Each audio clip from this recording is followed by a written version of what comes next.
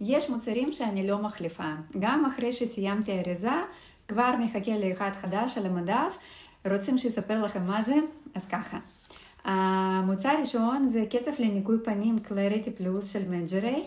אני משתמשת בו כבר יותר מ10 שנים. הוא מנקה בעדינות את העור, שומר על האיזון של העור, הנה ככה הוא נראה, קצף כזה מאוד עדין.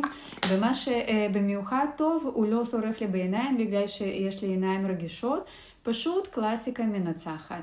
סיימתי אותו שבוע ופתחתי עוד אחד חדש.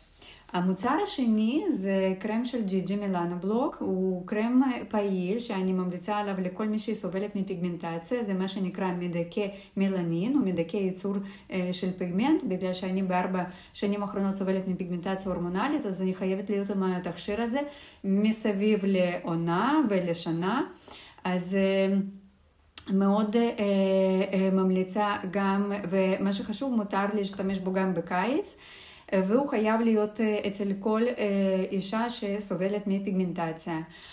אז שני אלה זה must have שלי אישי.